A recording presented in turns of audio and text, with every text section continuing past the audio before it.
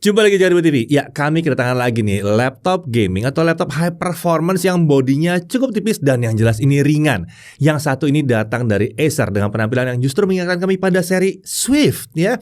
Padahal ini Predator. Istimewanya laptop gaming ini ternyata menggunakan prosesor Intel Core Ultra yang udah punya NPU di dalamnya. Jadi bisa menangani komputasi AI secara offline.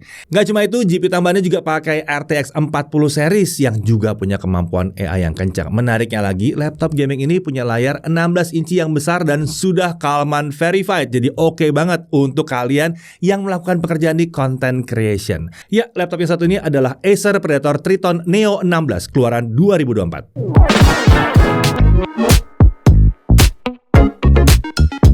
Oke, bodinya yang tipis dan bobot yang enteng seharusnya membuat laptop Acer ini cocok untuk kalian yang membutuhkan laptop high performance yang mudah dibawa kemana-mana. Uniknya, walaupun ini adalah laptop gaming, Predator Triton Neo ini ternyata memiliki label NVIDIA Studio Laptop yang menandakan bahwa laptop ini seharusnya dirancang untuk tujuan content creation. Tapi kalau mau dipakai untuk main game AAA atau game kompetitif, mantap sih yang satu ini. Oke, kita langsung aja mulai pembahasannya dari pembahasan prosesornya dulu. Ya, untuk prosesor dia pakai Intel Core Ultra 7155H atau Core Ultra 7 155H. Fabrikasinya Intel 4 atau Intel 4 ya. Base powernya 28 watt. Dia punya 16 core, 22 thread yang terdiri dari 6 performance core, 8 efficient core, dan 2 low power efficient core. Ini khas Core Ultra banget ya. Untuk Intel Smart Case-nya juga lumayan besar di 24 MB. Dan untuk integrated graphics, dia pakai Intel Arc Graphics dengan 8 Xe cores atau 128 execution unit. Integrated Graphics ini menggunakan arsitektur GPU yang serupa seperti graphics card Intel Arc Graphics. Jadi fitur seperti ray tracing dan XeSS tetap ada di sini.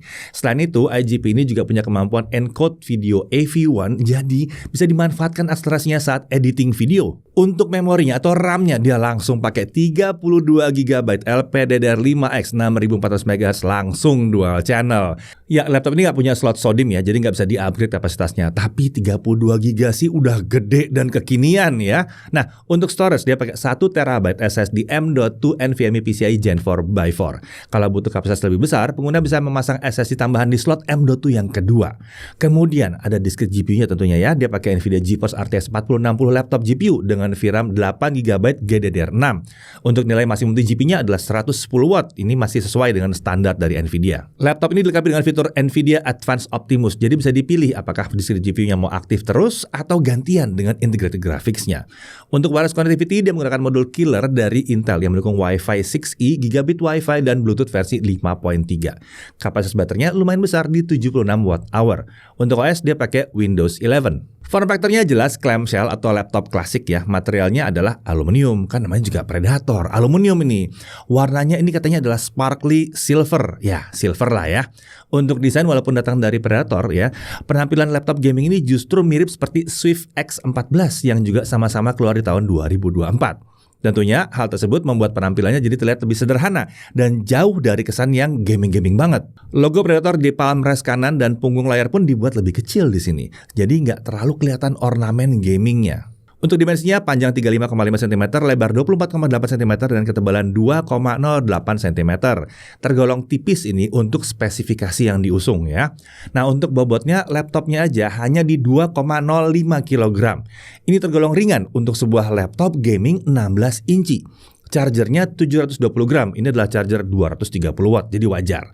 Total bobot kalau dibawa-bawa masih di bawah 3 kilo, tepatnya di 2,78 kg. Untuk display atau layarnya ini ukurannya 16 inci, resolusinya 2560x1600 pixel dengan aspek rasio 16:10.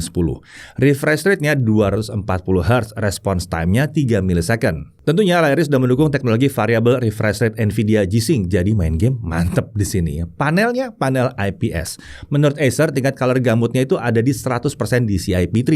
Sementara kalau kami ukur, tingkat kecerahan maksimumnya itu ada di kisaran 489 nits dalam ruangan. Ini tergolong terang banget untuk panel IPS. Sementara gamut coverage-nya adalah 94,8% DCI-P3 dan gamut volume-nya di 98,3% DCI-P3. Hasil seperti ini menandakan bahwa layar laptop ini siap banget dipakai para content creator yang membutuhkan akurasi warna yang tinggi. Terlebih lagi karena udah sertifikasi dari Kalman juga. Dipakai untuk main game AAA atau game kompetitif pastinya oke banget. Permukaan layar laptop ini menggunakan lapisan Comfy View atau matte. Jadi minim pantulan bayangan yang dapat mengganggu kenyamanan saat pemakaian ya. Jadi kalau lagi di dalam ruangan yang ada banyak jendelanya lebih aman nih ya. Bingkai layar juga sudah menggunakan desain yang tipis di keempat sisinya.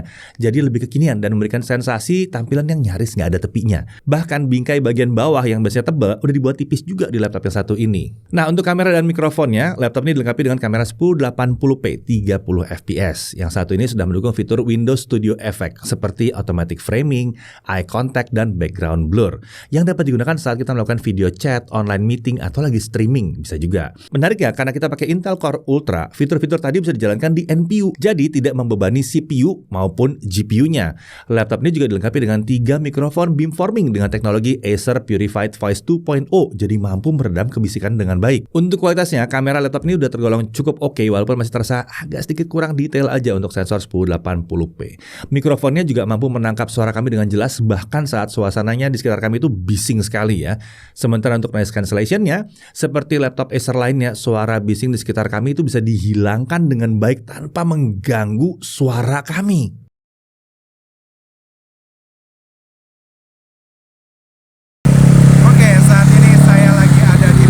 Jalan yang ramai sekali oleh kendaraan, jadi di sini bising sekali. Jadi gimana nih kualitas mikrofon dari Acer Predator Triton Neo 16 yang satu ini? Bagus atau enggak?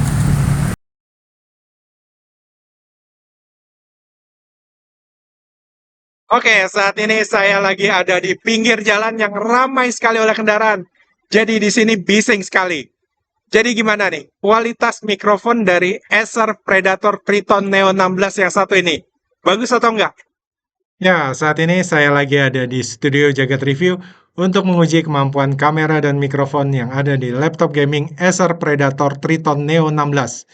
Jadi gimana nih kualitasnya? Lanjut ke audionya. Laptop ini dilengkapi dengan 2 buah speaker dengan arah keluaran suara ke alas laptop. Disediakan software DTS X Ultra untuk mengatur profil suara dan equalizer sesuai dengan selera pemakainya.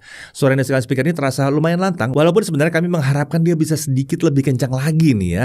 Sementara untuk kualitasnya terasa biasa aja untuk laptop gaming kelas harganya. Suaranya ini lebih didominasi mid dan high dengan bass yang terdengarnya cuma tipis-tipis aja. Tapi gamer biasa pakai headphone kan? Oke, lanjut untuk konektornya. Di sisi kiri, ada satu DC-in untuk ngecas laptop, ada satu Thunderbolt 4 yang sudah mendukung USB 4, Power Delivery Protocol DisplayPort juga. Lalu ada satu USB 3.2 Gen 2 Type-C, ada satu 3,5 mm audio combo jack. Lalu beralih ke sebelah kanan, ada satu microSD card reader, 2 USB 3.2 Gen 2, satu HDMI 2.1, satu Kensington Lock slot. Nah, beralih ke keyboard. Dari segi desain dan tata letak tombolnya, laptop gaming ini sepertinya tetap menggunakan keyboard yang mirip dengan Predator Triton 16 keluaran 2023. Jarak antara tombol terlihat cukup renggang dengan tombol berbentuk ciklet. Sayangnya tombol numpad nggak ada di sini walaupun ukuran laptopnya udah besar. Tapi di sisi lain, tidak adanya tombol numpad ini malah menguntungkan karena posisi keyboard jadi lebih ke tengah, sehingga area palm rest kiri jadi bisa lebih luas. Pada laptop dengan tombol numpad itu terkadang palm rest kiri tuh jadi sempit ya, membuat telapak tangan yang sebelah kiri tuh masuk ke area touchpad saat ngetik atau lagi main game. Nah, di area kanan keyboard sekarang dapat dijumpai kolom tombol untuk power, Predator Sense, play, pause, previous track, next track, dan tombol panah kanan. Nah, menariknya lagi tombol panah yang tadi nih ya, ukurannya itu sama besar dengan tombol lainnya, jadi lebih nyaman untuk digunakan. Tidak ketinggalan karena ini laptop 2024 ada tombol Microsoft Copilot di sini. Sementara untuk lampu backlightnya sudah RGB nih dengan 3 zona warna. Tingkat kecerahannya ada 4 dan bisa diatur dengan tombol F11 dan F12. Tentunya untuk warna dan efek lampunya bisa diatur dari Predator Sense. Nah, untuk touchpad, posisinya itu cenderung center to body, memanjang dari tombol Alt kiri hingga tombol Copilot. Jadi ukurannya tergolong masif besar di sini. Sayang sekali dengan posisi dan ukuran seperti itu justru membuat telapak tangan kanan kami tuh jadi cukup sering masuk ke area touchpad. Emang sih kursor tidak bergerak saat telapak kanan kami masuk seperti itu ya. Tapi kalau nggak hati-hati bisa kadang-kadang jadi klik kanan. Itu yang jadi masalah, bukan touchnya yang jadi masalah. Lanjut untuk security-nya, laptop gaming ini ternyata punya sistem pengamanan biometrik dengan jenis pengenalan sidik jari kiri dengan posisi sensor di area touchpad. Dan tentunya ini udah support Windows Hello ya, jadi ya bisa langsung aja buka dari situ. Untuk link sistem, laptop gaming ini menggunakan sistem pendingin dengan 3 buah heat pipe dan 2 buah kipas. Uniknya, kipas untuk sisi GPU tambahan ini menggunakan 5th Gen Aeroblade 3D Fan yang terbuat dari bahan logam, sementara kipas satunya lagi dari bahan plastik. Kipas logam tersebut diklaim punya tingkat airflow 55% lebih baik. Uniknya lagi, komponen heat pipe memiliki bentuk pipa persegi panjang, bukan oval, yang diklaim punya performa pendinginan 9% lebih baik. Selain itu, laptop ini juga menggunakan liquid metal untuk thermal paste-nya agar transfer panas jadi lebih optimal lagi. Sementara itu, untuk lubang pembuangan panas itu ada 4. 1 ke kiri, 1 kanan, dan 2 lagi ke belakang yang diarahkan ke alas laptop. Oke, sekarang kita masuk ke aspek performa. Saat menggunakan charger, laptop game ini memiliki 4 profil performa, yaitu quiet, balance, performance, dan turbo. Sementara kalau tidak pakai charger, pilihan profil performanya adalah eco dan balance. Profil performa tersebut dapat dipilih melalui software Predator Sense atau dengan menekan tombol khusus di sebelah atas tombol F2. Di laptop ini juga tersedia pengaturan untuk kecepatan kipas dengan pilihan Auto, Max, dan Custom. Oke, sekarang kita coba aja kestabilannya. Kita pakai Cinebench R23. Di stability test selama setengah jam, skor tertinggi yang dicapai adalah 17.787 poin di mode balance, 18.529 poin di mode performance, 18.610 poin di mode turbo. Sementara untuk skor yang bisa dipertahankan ada di kisaran 16.800 sampai 17.000 poin di mode balance, 17.400 sampai 17.600 poin di mode performance, dan 17.800 hingga 17.900 poin di mode turbo. Untuk suhu kerjanya saat melakukan Cinebench stabilitas selama 30 menit, di mode balance suhu prosesor tuh sempat bertahan sebentar di 101 derajat Celcius sebelum akhirnya dikendalikan di kisaran 90 sampai 94 derajat Celcius. Tapi sesekali dia bisa lompat ke 101 derajat Celcius. Tenang, ini sebetulnya masih aman karena limit prosesornya ada di 110 derajat Celcius. Sementara di mode performance, suhu prosesor lagi-lagi sempat bertahan sebentar di 101 derajat Celcius sebelum akhirnya dikendalikan di kisaran 92 sampai 94 derajat Celcius. Dengan sesekali ada lompatan suhu ke 101 derajat Celcius. Sementara di mode turbo, suhu prosesor berada di kisaran 100 sampai 101 derajat Celcius di awal sebelum akhirnya turun sedikit dan bergerak di kisaran 95 sampai 100 derajat Celcius. Nah, perlu diperhatikan, software ini cenderung membebani sisi CPU-nya aja. Jadi nggak aneh kalau suhunya bisa sampai setinggi itu. Nanti kita lihat ya bagaimana suhunya kalau kita pakai software yang umum kita pakai sehari-hari. Seperti misalnya Blender 0.4.0.2 ini ya. Dengan Barbershop Scene kita coba, CPU rendering 25 menit 36 detik. Lalu kalau dengan GPU rendering pakai CUDA, ini hanya 2 menit 55 detik aja. Kalau suhu kerjanya pada saat rendering dengan CUDA, di mode turbo dengan kecepatan kipas max, suhu tertinggi prosesor itu hanya 64 derajat Celcius. Sementara diskret GPU-nya hanya 56 derajat Celcius. Nah, aman kan kalau pakai software beneran? Bukan sintetis ya. Lalu Premiere, Adobe Premiere Pro 2024. Kalau kita pakai video 4K 60, 2 menit 7 detik. Dengan software only selesai dalam waktu 7 menit 5 detik. Kalau kita pakai GPU acceleration via CUDA, selesai dalam waktu 1 menit 47 detik. Ini kenceng ya. Kalau videonya Full HD 60 fps, durasinya sama, software only 1 menit 14 detik, dengan CUDA selesai dalam waktu hanya 30 detik saja. Jadi super kencang ya. Nah, suhu kerjanya pada saat melakukan 4K video export dengan CUDA, saat menggunakan mode turbo dengan kecepatan kipas max, suhu rata-rata prosesor dan diskret GPU dapat dikendalikan di bawah 60 derajat Celcius, walaupun sekali-sekali ada lompatan ke 62 derajat Celcius. Tapi overall aman, adem banget ini. Nah, sekarang kita masuk ke DaVinci Resolve versi 18.6. Ini adalah software video editing, tapi kita pakai versi free-nya ya. Jadi akselerasinya emang terbatas di sini. Kalau videonya 4K 60 itu selesai dalam waktu 3 menit 12 detik. Videonya Full HD 60 fps selesai dalam waktu 52 detik. Ini kencang banget. Nah, untuk suhu kerjanya saat melakukan 4K video export di mode turbo dengan kecepatan kipas 100%, suhu prosesor sempat bergerak di rentang 96 sampai 102 derajat Celcius sebelum kembali naik ke 99 sampai 102 derajat Celcius. Sedangkan untuk suhu diskret GPU-nya tetap berada di bawah 70 derajat Celcius. Ya emang software yang satu ini cenderung lebih membebani CPU ya kalau untuk versi gratisnya. Seharusnya suhu tinggi itu dapat diakali dengan menggunakan versi berbayar atau pakai profil performa yang lebih di bawahnya ya. Oke, kita lanjut ke gaming. Kita mulai dari Dota 2 1600p. Iya, bukan 1080p, 1600p. Fastest render scale di 100%. Kita dapat 70 sampai 160 fps. Valorant 1600p high. Kita dapat 240 sampai 310 fps. Forza Horizon 5 1600p. Extreme DLSS quality, frame generation kita off-kan, jadi berat ya, 70-90 fps. Lalu Shadow of the Tomb Raider 1600p, highest ray tracing ultra DLSS taruh di quality aja deh. Ya, masih bisa dapat 55-90 frame per second. God of War 1600p ultra DLSS taruh di quality, masih bisa 50-60 fps.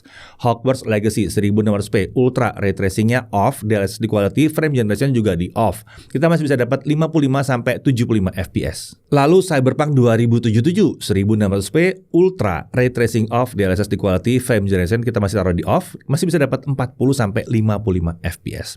Kemudian Assassin's Creed Mirage ya, 1600p ultra high, DLSS taruh di quality, masih bisa 60-80 fps. Nah, suhu kerja saat mainkan game yang satu terakhir ini selama setengah jam, itu rata-rata prosesornya ada di bawah 80 derajat Celcius, walaupun ada kadang-kadang lompatan sesekali di atas 80 derajat Celcius. Sementara suhu GPU tambahannya tetap terkendali di bawah 80 derajat Celcius. Untuk suhu permukaan bodinya saat mainkan game ini selama setengah jam, untuk area keyboard suhu tertinggi ada di area tengah di sekitar tombol J dengan suhu berkisar 46-47 derajat Celcius. Sementara suhu tombol WASD itu terpantau aman di kisaran 38 derajat Celcius. Untuk palm rest juga aman di kisaran 35 derajat Celcius. Lanjut ke storage test, dengan Crystal Disma kita dapatkan bahwa kecepatan bacanya ada di 6958 MB per second dan tulisnya di 6206 MB per second. Ini kencang parah karena sudah nempel banget dengan 7000 MB per second. Ya, ini kencang parah. Lanjut pengujian baterai. Untuk pengujian baterainya tingkat brightness kita atur ke 150 nits, volume suara di 25%. Untuk mode balance dan layarnya tetap di 2,5K 240 Hz. 1080p local video playback. Kalau GPU-nya aktif terus-terusan, baterai habis setelah 4 jam 33 menit. Nah, kalau GPU tambahan dan IGP-nya kita aktifkan, dia dapat 9 jam 43 menit, hampir 10 jam di sini. Ini tergolong irit untuk laptop gaming sekencang ini. Nah, untuk charging 30 menit pertama terisi 54%, sementara untuk dari kosong sampai full 100% butuh waktu hanya 1 jam 41 menit. Ini tergolong kenceng ya, di bawah 2 jam, hampir 1,5 jam bahkan. Ini kencang banget, apalagi baterai juga nggak kecil. Nah, untuk harga, laptop satu ini dijual di harga kisaran 28.999.000. Selain yang satu ini juga ada varian dengan Core Ultra 9 atau Core Ultra 9 185H dengan harga Rp32.999.000. Garansinya 3 tahun. Dan ini sudah termasuk 3 tahun service, 2 tahun untuk spare part, dan 1 tahun Acer Accidental Damage Protection. Nah, dengan Acer Accidental Damage Protection, pengguna bisa mendapatkan perlindungan untuk kelalaiannya sendiri. Oke, hal yang perlu diperhatikan. Pertama, suppressor agak tinggi kalau softwarenya cenderung hanya membebani sisi CPU aja. Untungnya, kebanyakan software modern itu mampu membebani sisi CPU dan GPU secara seimbang. Jadi, CPU tetap terjaga aman. Tapi, kalau kalian terpaksa atau ketemu dengan software yang hanya membebani sisi CPU dan berat ya, ini bisa diakalin dengan menggunakan profil performa yang lebih rendah aja. Kemudian, untuk suara speaker ini rasanya biasa aja untuk laptop gaming di kelas harganya. Lalu, touchpad-nya. Ini ukurannya besar sekali, enak kalau lagi dipakai, tapi sedikit terlalu melebar ke arah kanan. Nah, dari sisi menariknya, bodinya tipis dan tergolong ringan untuk sebuah laptop gaming dengan layar 16 inci. Penampilannya juga ala Acer Swift, jadi jauh dari kesan laptop gaming, lebih profesional dia kelihatannya ya. Menggunakan prosesor Intel Core Ultra, jadi ini kencang untuk multitasking dan aplikasi berat. Dilengkapi NPU, jadi siap untuk pekerjaan-pekerjaan yang membutuhkan komputasi AI secara offline. Lalu dia udah punya RTX 4060. Untuk gaming kompetitif, wah terbang ini mah ya. Lalu untuk game AAA, mulus lancar. Setting ultra bisa, nggak masalah. Content creation mau ngedit sampai 4K 60 fps juga dilibas, nggak ada masalah. Layarnya juga siap untuk gaming dan content creation bahkan kelas profesional. RAM, ya nggak bisa di-upgrade, tapi ini langsung 32 GB di sini, langsung mantep. Bisa pasang 2 SSD pula di sini ya. Baterainya juga irit untuk kelas performanya, chargingnya kenceng, konektornya melimpah dan ada Thunderbolt 4 di sini. Kamera udah 1080p, Wi-Fi 6E, Bluetooth versi 5.3, ada pengamanan biometrik dan ada garansi mengatasi kelalaian pengguna. Jadi pertanyaannya, laptop yang satu ini cocoknya untuk siapa? Ya, yang satu ini sebenarnya ideal untuk siapa saja yang membutuhkan laptop high performance yang tipis dan ringan, tapi tetap ingin layarnya besar, jadi lebih nyaman waktu kerjanya. Buat gaming oke banget ini, kencang pakai RTX 4060 loh. Content creation nggak ada masalah, kencang juga. Mau dipakai rendering 3D, mau dipakai editing video 4K 60, aman, lancar. Apalagi layarnya udah content creation banget. Buat programming, nah kalau spesifikasi cocok, ini kenceng sih buat coding. Compile kenceng nih harusnya. Buat yang pekerjaannya butuh kemampuan AI, yang satu ini bisa banget. Kalau nggak pakai NPU, kalian juga bisa pakai GPU-nya yang udah kenceng ini. Pada akhirnya, Acer Predator Triton Neo 16 ini adalah salah satu pilihan yang layak dipertimbangkan. Kalau yang kalian cari adalah laptop high performance berlayar besar yang mudah dibawa dan enteng dibawa kemanapun penggunanya membutuhkannya. Saya Didi Irfan, Jakarta TV.